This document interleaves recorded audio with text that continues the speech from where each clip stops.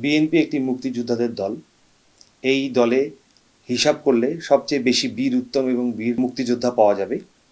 আমরা যদি দেখি, শহীদ প্রেসিডেন্ট জিয়াউর রহমান স্বাধীনতার ঘোষক।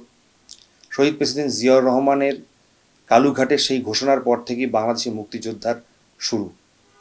তার জেড ফোর্স যেভাবে বাংলাদেশের মুক্তিযোদ্ধায় কাজ করে গেছেন সেটা আমরা সবাই জানি এবং এই জাতি জানে। মুক্তিযোদ্ধাদেরকে নিয়েই জিয়াউর রহমান পরবর্তীতে এই দেশকে সাফল্যমণ্ডিত করতে পেরেছিলেন। মুক্তিযোদ্ধার এই স্বাধীনতা দিবসে আমাদের বিএনপির সার্বিকভাবে সমস্ত কর্মকাণ্ড আমরা গ্রহণ করেছি।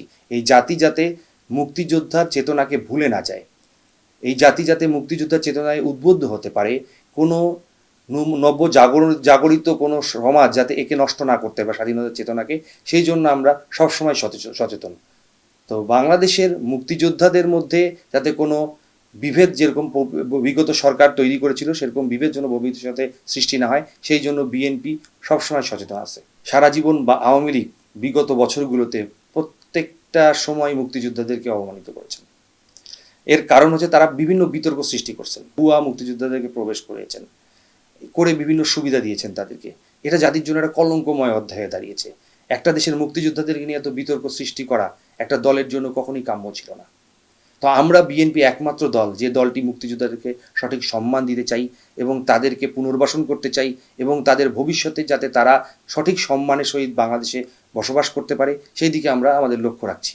আমরা মুক্তিযোদ্ধার চেতনাও যেমন বহন করি, আমাদের বাবা মা মুক্তিযোদ্ধা করেছেন, আমরা মুক্তিযোদ্ধা দেখিনি, কিন্তু মুক্তিযোদ্ধা না দেখে মুক্তিযুদ্ধের যে ইতিহাস আমাদের কাছে আছে, শহীদ প্রেসিডেন্ট জিয়াউর রহমানের যে ইতিহাস আমাদের কাছে আছে, তাতেই আমরা আমাদের নিজেকে গর্বিত মনে করি এবং আমরা একটা মুক্তিযোদ্ধার সপক্ষে দল হিসেবে দাবি করতে পারি। এটাই আমাদের জন্য গর্বের বিষয়। অবশ্যই মুক্তিযোদ্ধা এবং এই 17 বছর আমাদের যে সংগ্রাম ছিল ফ্যাসিস্ট হাসিনার বিরুদ্ধে, দুটোকে মিলিত করে এখন একটি নব জাগরণের দিকে বাংলাদেশ যাচ্ছে। আমরা জাগরণকে খেয়াল করব, আমরা দুষ্ট লোকের দুষ্ট কথায় আর মাতব না ইনশাআল্লাহ। কোনো ফ্যাসিস্টের জন্ম হয় কিন্তু এই নির্বাচন না হলে, সেদেশে যদি কোনো নির্বাচন না হয় তাহলে ফ্যাসিস্টের জন্ম হওয়া শুরু হয় সেখান থেকে। যেভাবে হাসিনা ফ্যাসিস্টে পরিণত করছিল দেশটাকে, এর মূল কারণই ছিল নির্বাচন ব্যবস্থাকে সে ভেঙে ফেলছিল। তো আমরা চাই না কোনো ফ্যাসিস্ট আবার আসুক বা তাদের জন্ম হোক। সেই জন্য এরকম কোনো দুর্বৃত্ত, ফ্যাসিস্ট এবং খুনি হাসিনার মতো দ্বিতীয় কোনো শক্তির জন্য এ দেশে এসে কোনো দেশের গণতন্ত্রকে এবং দেশের অবস্থানকে নষ্ট করতে না পারে, এই জন্য একটা নির্বাচন খুবই জরুরি। জনগণকে নিয়েই তো নির্বাচন। জনগণ 17টি বছর ভোট প্রয়োগ করতে পারেনি, তাদের একটি অধিকার তারা এখন পর্যন্ত প্রয়োগ করতে পারেনি। এই সমস্ত বাংলাদেশের 18 কোটি মানুষের যখন তাদের ভোট অধিকার প্রয়োগ করতে পারবেন, তাদের কাঙ্ক্ষিত সাফল্য অর্জন করতে পারবেন, তখনই একটি গণতন্ত্র পূর্ণ প্রতিষ্ঠিত হবে।